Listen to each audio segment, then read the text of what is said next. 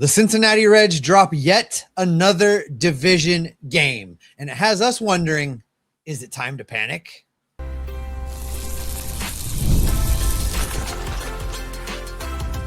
You are Locked On Reds, your daily Cincinnati Reds podcast, part of the Locked On Podcast Network, your team every day. Hi there. Welcome in, everydayers. I'm Steven Offenbaker. That's Tim Daniel. And today's episode is brought to you by FanDuel. Right now, new customers can bet just $5 and get $150 in bonus bets back if your first bet wins. Visit FanDuel.com to get started. FanDuel, play your game. All right, a little bit later in today's show, we are going to be talking about the Reds bullpen that is now in desperate need of an overhaul after what we saw go down with Emilio Pagán last night. We're going to talk about that here in just a few minutes. Andrew Abbott, however, turned a corner, it seems, and is finally pitching like the Andrew Abbott we thought he was, the Andrew Abbott that the Cincinnati Reds needed him to be. He was that guy yesterday, although the Reds went ahead and squandered that game as well. Andrew Abbott looks good. We're going to talk about his start here a little bit later in the show, but where we are going to begin is with the Reds squandering yet another game, yet another division game. They had a lead in heading late into the game. The Cincinnati Reds are, stumbling, bumbling, rumbling, and they're not getting anywhere, Tim. It has not looked good. Yet again, the Reds have a lead late in the game against the Cubs. They aren't able to get it done. There were lots of things in this game that just made me want to scream out loud, from some of the things we saw at times with the pitchers to some of the things we saw from a certain left fielder to some of the things we saw from a certain shortstop that you proclaimed was going to win a Gold Glove at the end of the game in extra innings. All things went wrong for the Reds in this game. Let's start with some of the defensive blunders. TJ Friedl dropped a ball you absolutely can't drop. And it feels like he was just a little bit lazy. Now, look, I know it was kind of hit on a line drive. It wasn't a high hanging fly. Don't make excuses. But I feel like he could have gotten under that ball and chose not to. Chose to do the I'm going to bend and catch it on the side jig that these players are doing now. There is a reason why when you teach good fundamentals defensively, it involves getting in front of the ball when you're an infielder, and it involves getting under the ball when you're an outfielder. And apparently they're too cool to do that at the major league level. It's very rare that I watch a professional athlete and I feel embarrassed for them. Felt pretty embarrassed for him there. Watching it just like not even ricochet off the glove, but go into the glove and then go away from the glove and just roll for like a second. You're like, oh man, that's cringeworthy. Poor guy. Yeah. We talked about this quite a bit.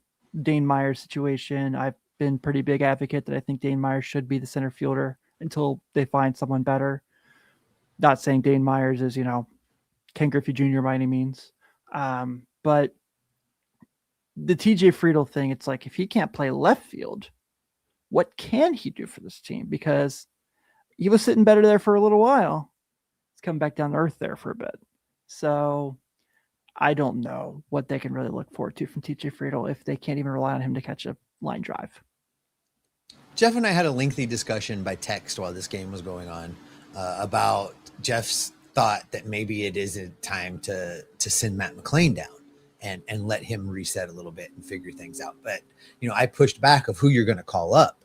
Even more in that category is TJ Friedl. 0 for 5 in last night's game. He's now hitting 190. If you look at the 8-9 and then bring it back around to the leadoff guy in this team, after you get through the first inning, the number 8 hitter, Matt McLain, was 0 for 4. He's hitting 189. The number 9 hitter was Ke'Bryan Hayes, 0 for 4, hitting 121. And then the lineup flips back to TJ Friedl, 0 for 5, 190. Something's got to give. You cannot have those three guys hitting in a row, Tim. I completely agree with you. You can have one of those guys in your lineup on a consistent basis, but not three of them. If you want to compete, and this goes back to the thing we've been talking about for, I don't know how long we've been podcasting about this team. Not being super aggressive. And then, of course, the report comes out yesterday from Ken Rosenthal saying that they aren't in the same place they were when they offered Ellie and Kyle Schwarber their extensions. I don't believe any of that either. So this goes back to just like the malpractice of building the team. And hey, we got to improve our offense. They go off of hope. We hope Matt McLain is who we think he is. We hope Ke'Bryan Hayes can swing the bat better. We hope TJ Friedl we get another good year out of TJ Friedl. None of that's happened. Now, JJ Bleday, Nate Lowe have definitely raised the ceiling a little bit on the offense with Ellie. Sal Stewart's been up and down of late. So there's guys, but there's too many guys who are automatic outs right now.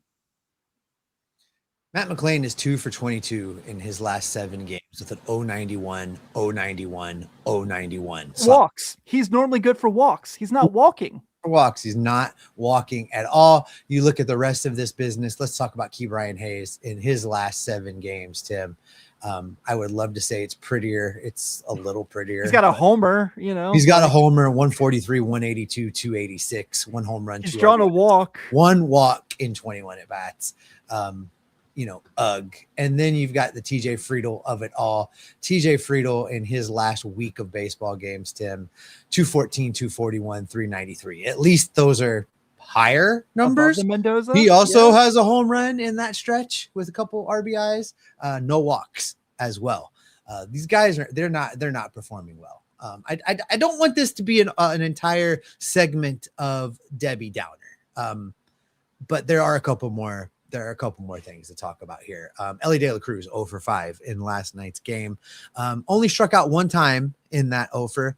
On the season, still hitting 275. I'm more upset about how he attacked that ground ball in extra innings. If you look, there's a behind home plate camera angle that they showed on the replay after the game ended, where that ball landed basically 1 step from where Ellie had lined up.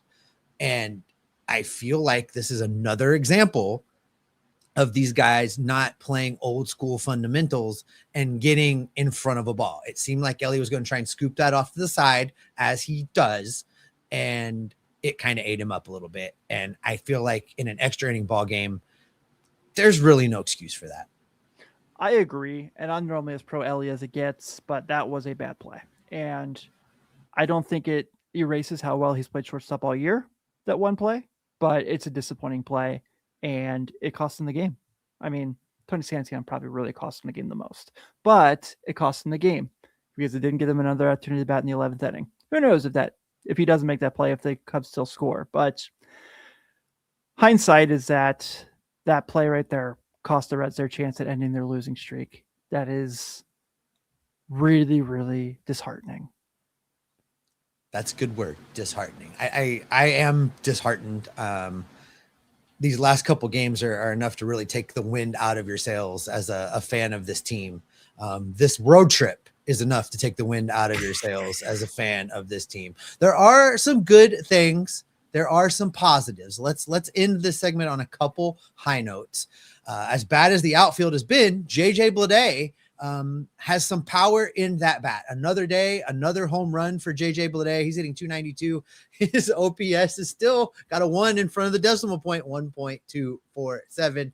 If he hits 250 and gives a home run every game he starts, I'll take that. Yeah, it's not no happen, complaints. Of course, that's obviously not how that's going to go. But I have enjoyed the power that he has brought to the team since being called up from AAA Louisville. Yeah, I'm really a big fan of what he's provided. And it's kind of one of those things when you watch him have these at-bats, you're like, how did he not make the team coming out of spring training? And you understand really why. But also you're like, that guy probably should have been on the opening day roster. The other bright spot that I want to talk about before we get out of here is Nathaniel Lowe. Nathaniel Lowe continues to just be a beast. His last 7 games, he's hitting 273, 360, 636 with 2 home runs, 5 RBIs. And he's also drawn 3 walks during that time period. On the season, his season numbers since, really he didn't play very much before Eugenio Suarez got hurt. But in the time he's been on the active roster, 6 home runs, he's hitting 275 on base at a 351 clip.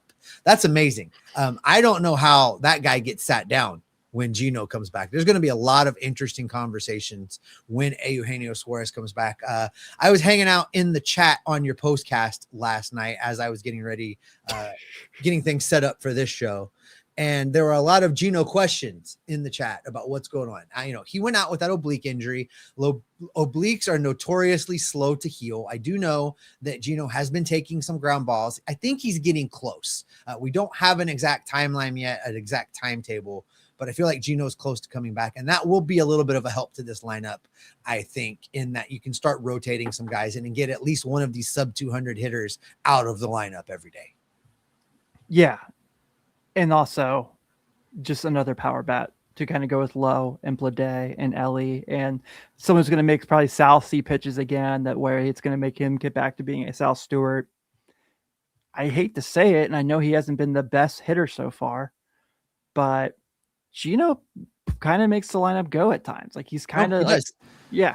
You're absolutely right. As much as Sal gets Ellie good pitches, having Gino batting behind Sal gets Sal better pitches. You're absolutely right. And I look forward to that being the 3, 4, 5 again. Now, as I mentioned, the Reds squandered another game, but they also squandered another good bout of starting pitching. They ruined a start from Chase Petty the night before, and last night they ruined a start from Andrew Abbott. But Andrew Abbott looked a whole lot better and looks like he is finally turning a corner. We'll talk about him coming up next. If you've got a sweet tooth like I do, you know how hard it can be to find that perfect treat without all of the sugar. That's why the Confetti Craze 5-Hour Energy Shot brings that nostalgic flavor back in a whole new way.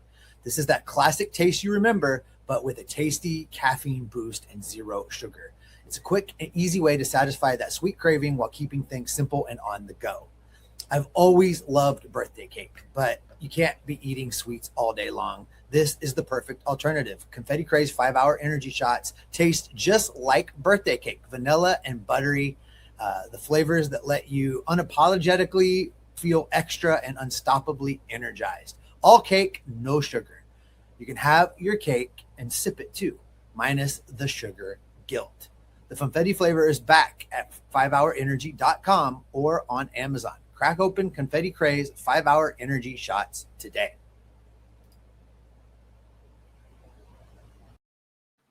Thanks for being an everydayer and helping to make the Locked On Network the #1 sports podcasting network in all the land. We appreciate you so much. You're already here every day. You already live the Cincinnati Reds. Elevate your game. Go ad-free with Locked On Reds, ad-free in the audio channel by joining the Everydayer Club. LockedOnPodcast.com/everydayer. $5 a month, $50 a year. You get ad-free Locked On Reds over there, plus access to the Discord server. That's not only the Reds channel, but it's every single show from every single host. All of those guys hanging out in there. You can talk ball all day long.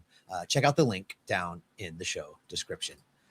All right, Tim. Andrew Abbott did a thing. 5 2/3 innings. He allowed no runs on 4 hits. He did walk 4 guys, but he struck out 4 guys, and he managed to just kind of pitch through everything. He's got his ERA down now to 5.13. We said this is what we needed from Andrew Abbott last night. You and I talked on the last show. This is what we said Andrew Abbott had to do. He had to go out there. He had to keep the Reds in the game. He had to limit the Cubs, and he had to help this bullpen out. He did all of those things, and he left the game. He handed them a lead. Connor Phillips comes in to a situation that Andrew Abbott kind of created a little bit with a couple walks, but he gets out of it. So that kept Andrew Abbott with a clean line. And as much as we need Andrew Abbott to be an ace right now, I'm also, willing to say he doesn't have to be that guy all year long, but this is what the Reds need from him over the next few weeks as they continue to try and get guys back. They need Andrew Abbott to just go out there and limit the damage from the opponent, keep holding them down, and give the Reds opportunities to win. And eventually they're going to win one of these games that a starter hands them with a lead, right? That's going to happen eventually. We're going to win. The Reds, Tim, the Reds are going to win another division game, right? Maybe. I don't know.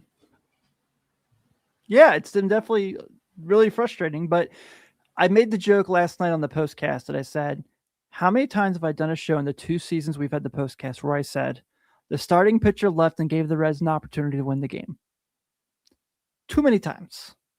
And this is another case of that last night. I mean, Andrew Abbott was, I wouldn't say he was nails, but he was good enough. And I talked about it last night on your show, where I mentioned that he's pretty comfortable pitching at Wrigley Field, and that trend continued during this game. So it was nice to see him go out there and, like you said, put 2 really good starts back to back. This one, the Colorado game, the start before. So hopefully this is the way it goes from now on. I would certainly feel like I'm believing it from him at least. So I want to see it keep going because God, Lord knows they need it. Yeah, it looked to me like there is still some room for improvement with just how he's working the strike zone and the things that he's doing. There were some times that his command had clearly left him a little bit, and he continues to kind of flirt around the edges and not challenge hitters at times. But what we did see from him in yesterday's start is when he buckled down and challenged hitters, they had a hard time. I mean, he made Ian Happ look silly a couple times on fastballs. So I hope that Andrew Abbott's confidence is building, because I think that's been part of this. I think he's been pressing a little bit. I think he has lacked faith in what his stuff is doing. He's clearly had some command and control problems. And I think all of those things have kind of shaken his confidence a little bit. I agree with you. And so you're just going to see him get that swagger back a little more. And like you said, there's definitely room for improvement. You don't want to see him have 4 walks, especially when he has back-to-back before he leaves the game. But with how things have been going for him before these last 2 starts, I am willing to live with that if he's going to leave and have a clean slate. Connor Phillips obviously is one guy who can make things very interesting. So I was very happy to see him kind of get through that and keep it a clean slate for Andrew Abbott. But I just kind of feel bad for him because he was good enough for them to win the game, and he was an out away from a quality start. Connor Phillips comes into the game for Andrew Abbott and manages to get things done, get him out of a jam. Like I said, Andrew Abbott had walked a couple guys when Connor Phillips comes in, gets out of the inning. Connor Phillips pitched another full inning on the night, 1 1/3 innings pitched, 1 hit, 1 run. 2 hits allowed, 1 run. It was earned, struck out 2, walked a guy. Connor Phillips continues to just be Ricky Vaughn. A little bit. You just never know what the guy is going to be when he comes out of the bullpen. But the Reds still had a lead when the bullpen goes to Tony Santillan. Now, you and I talked about Tony Santillan as possibly being a guy that was going to replace Emilio Pagán sometime along the way. We're going to get to that in a second. But Santillan comes in, an inning's worth of work, gives up the big home run. Was not what you want out of Tony Santillan when he comes into a game. A couple bad outings now in a row for him. Are you worried at all, or is this just the way it goes with relief pitchers? Yeah. I don't want to say I'm worried because it's May, but I'm worried. I really feel like for him, especially because he was just nails last year so much. And I certainly think he can get back to being that, but these last 2 outings, just because they were in really important games when we're sitting here wanting them to get back on the winning slate, and he hasn't been able to deliver. Santillan gives up the big home run, and the Reds go to Emilio Pagán in the 9th, looking for a chance at redemption from the night before with the walk-off. It was not meant to be. Emilio Pagán throws 1 pitch and goes down to the ground, clutching his left hamstring in clear agony. I think it was JD Heffron from Locked On Cardinals texted me and said that he looked a whole lot like Ken Griffey Jr. rolling around on the ground after the hamstring injury. Don't say that. And it looked a lot like that. It looked terrible, Tim. And as much as we talked about the Reds maybe needing to make a change at the closer position, clearly this is not what we had in mind. I hope that this is just a really bad pull and it's not a tear. But either way, the Reds are going to be without Emilio Pagán now for a significant amount of time based on this hamstring injury. You know, I've talked about hamstrings in the past when Jonathan India was dealing with it. You have to go slow. You have to protect these players from themselves. I think it's going to be at best months before Emilio Pagán is available to the Reds again. Yeah, that didn't look promising. So I wouldn't be shocked if we don't see him for 26. That was pretty bad. And like you said, just like, you know, I'm not like you. I don't work in medicals in my desk job for a living, but when I see a guy throw a pitch and then all of a sudden he can't move, not a promising sign. No. And yesterday when we said we wanted to make a change and I went angry on the postcast and said, I don't want him on this team anymore, I didn't mean it to be like this. Okay. I didn't want awful things to happen to the guy. I was just frustrated. And I don't know if you can have a worse 2 days than Emilio Pagán had between giving up a walk-off and then having that injury. I feel awful for the man. So when Pagán goes down, Franco comes in. Franco, it looked like to me that he didn't take enough time to warm up. And the first couple at bats after game resumed, he looked rough, but he managed to power through it. And as animated as we've seen him coming off of the mound when he got out of that inning and forced extras, I'm excited for him. I still think he could become something reliable. He needs a little bit more seasoning. I don't know if he's going to stick at the big league level for the entire year, but given this Pagán injury, and we're going to talk about all those moving parts in the next segment, Franco could be around a while. So I was happy to see the fire from him. I was happy to see him get the Reds into extras. Of course, then Sam Maul comes in and it was ugly and it didn't last very long. And the Cubs walked off the Reds again. So, all of that being said, there is lots of room for improvement, lots of things that are going to need to happen for these Cincinnati Reds, who now are free falling on this road trip. And this is a 4-game series, so the Reds can still find a way to scratch out a split in this series. But for that to happen, the bullpen is going to have to get it together. And with the injury to Emilio Pagán, they are now in desperate need of help. And we're going to be talking about that bullpen coming up next. The NBA playoffs are here and every possession matters. If you're looking to get even closer to the action, FanDuel has a great offer to get you started. Right now, new customers can bet $5 and get $150 in bonus bets back if your first bet wins. That's right. Turn $5 into $150 in bonus bets just for getting started. I like using FanDuel during the playoffs because everything I need is right there in one place. You can check stats, trends, and matchups before making your picks, which makes the whole experience feel a lot more informed. Whether you're looking at player props or just following your favorite stars, it adds another level to the excitement of every game. It's a really easy app to navigate, and it makes playoff basketball even more engaging from start to finish. Head to FanDuel.com right now to get started. That's FanDuel.com right now to get started. FanDuel, play your game. If you can't watch us here on YouTube, we are on every single audio podcasting app that's out there. Make sure you click subscribe. Make sure you click that notification bell here if you're watching us on YouTube so you get everything we've got coming your way, both from Locked On Reds and Tim Daniel on the postcast after each and every Reds game. Make sure you click those buttons. And the audio feeds is where the Everydayer Club lives. The link is in the show descriptions. $5 a month, $50 a year.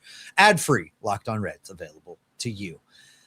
All right, Tim, the bullpen is in desperate need. They're going to have to restructure some things. They're going to have to get some guys back. Pierce Johnson's been out on bereavement. They just got Graham Ashcraft back from bereavement. It feels like maybe the move that we'll hear about today, if it hasn't already dropped, depending on when you're listening to this, is that Emilio Pagán goes on the injured list and they just activate Pierce Johnson off of bereavement. That's the 1-for-1 move for right now. Lots of other moving parts with the pitching staff as a whole. The bullpen definitely needs some help. A couple of these guys need a reset button. The starting rotation as well needs some help. We talked about this yesterday, you and I. Nick Lodolo is scheduled to come back in the Houston Astros series. He's in Chicago. I don't know if you caught this during the broadcast, but he's in Chicago. He's with the team. He is going to be throwing a side session today. And as long as that goes well with no problems, he will be activated and pitch against Houston. The starting rotation really needs that.